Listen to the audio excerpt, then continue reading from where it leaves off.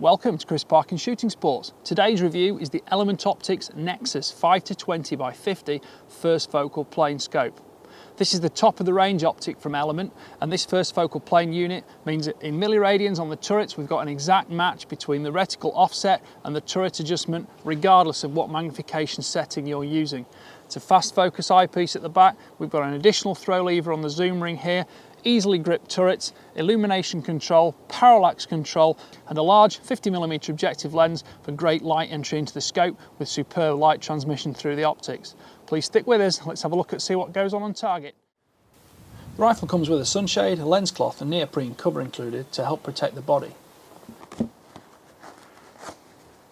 The objective lens itself is recessed 20mm behind the actual external of the 50mm objective body.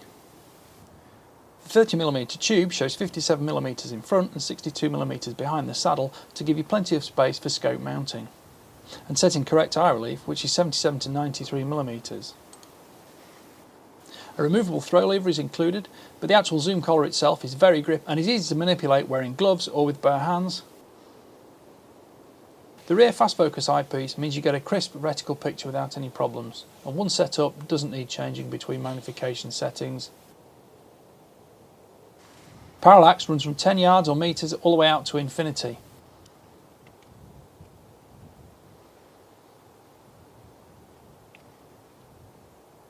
There are 10 illumination settings with intervening off positions, and if you need to change the battery, the cap removes and there's a CR2032 battery underneath.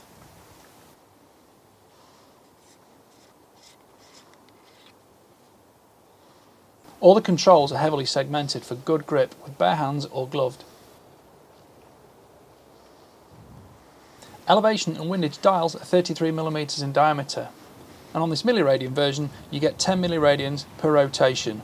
For the minute of angle version you get 20 minutes of angle per turn. There's a vernier scale on the rear to indicate which turn you are within, and it also has a hard zero stop which can be set up to allow for some negative travel as well, which I definitely prefer.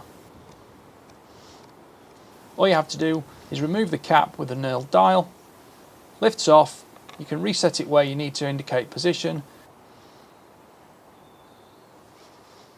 Setting the zero stop just requires slackening the 3 grub screws and rotating till the pins stop, then just reapply the turret cap to indicate zero.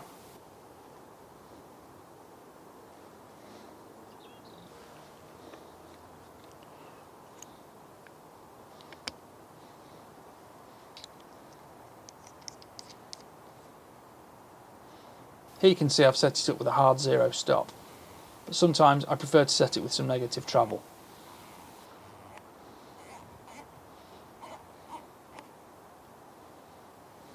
Windage is marked 5 milliradians left or right of centre and is set up similarly, but of course doesn't have a zero stop. The minute of angle version would have 10 minutes left or 10 minutes right of zero.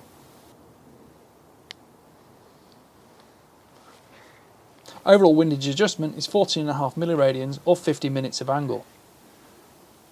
Overall elevation adjustment is 23.2 milliradians or 80 minutes of angle.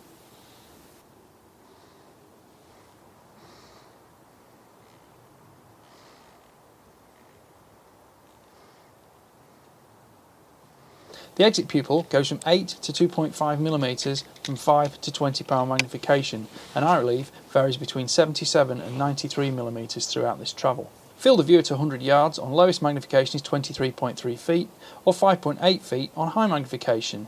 For metric lovers at 100 metres that's 7.8 to 1.9 metres from low to high magnification.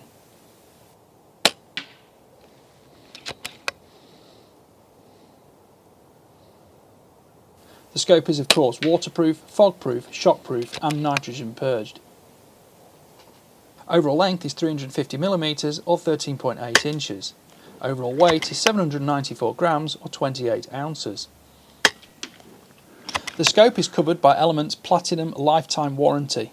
This includes lifetime cover for any rifle scope damage through normal use and requires no registration, proof of purchase or transfer.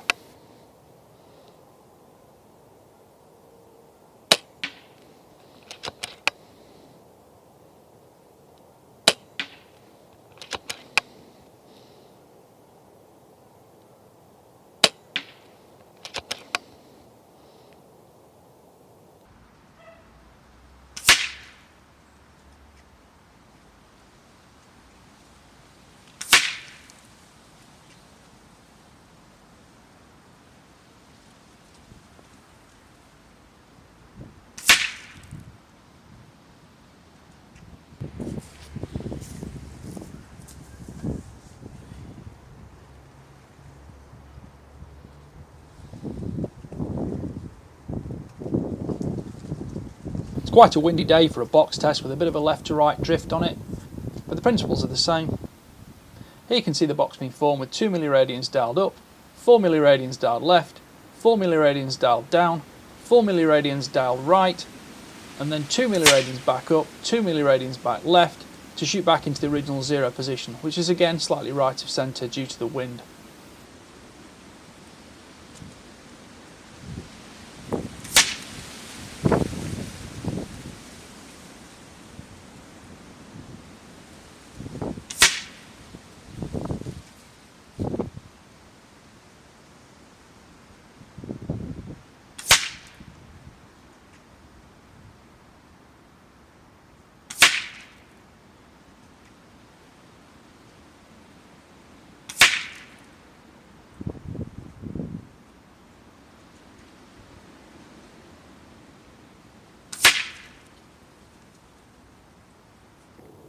Well, I hope you've enjoyed watching that review of the Element Nexus scope. I saved this one till last. I've shot a lot with the Helix, I've shot quite a lot with the Titan, but I was really looking forward to seeing if the extra money spent on the Nexus would give me those extra minutes at low light. Image resolution is superior with this over the other scopes. It's not a massive amount, but specifically the light transmission allows me to hunt about 5 to 10 minutes later into the evenings before I switch over to night vision. Accuracy of the turrets has again been superb, and all my dialed clicks have worked perfectly, and of course we get exact collaboration with the first focal plane reticle. This scope features the APR-1C first focal plane reticle in milliradians. There is also an APR-2D version which has a greater number of lower, offset, elevation and windage markers. If you go for the scope in minutes of angle, 2 more reticles are available, the EHR-1C or the EHR-1D. The former is simpler with a simple illuminated red cross in the centre. The latter, again more complex, greater number of lower hash marks for holdover and aim off windage. Illumination of that reticle is excellent. It's crisp without excessive glare, and the multiple stages of illumination and the intermediate off spots mean you can leave it exactly where you need it without having extra time taken finding that right position every time you need to turn it on. Of course, being first focal plane, you can completely adjust the reticle size effectively, especially useful when using night vision, things like the PARD 007 V, A or even the S. I like the fact that even at its smallest size, I could quickly control the actual intensity of the illumination on the reticle to make it work perfectly with my night vision capability. Having the intervening off positions means that you're never far away from your exact intensity level you want to use. It's interesting to note that in awkward physical positions where you're trying to shoot and hunt, especially in low light where you haven't got a huge amount of time, but it's important that the eye box, which is the amount your head can move around, is quite versatile and you don't feel too restricted with an extremely small exit pupil, an extremely narrow range of eye relief. So regardless of if my head's pushed a bit forward or drawn a little bit further back, I still get full sight picture with no vignettes.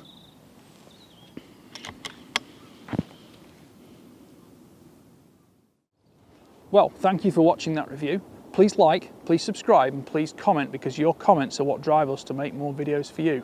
Thank you for watching. Bye for now.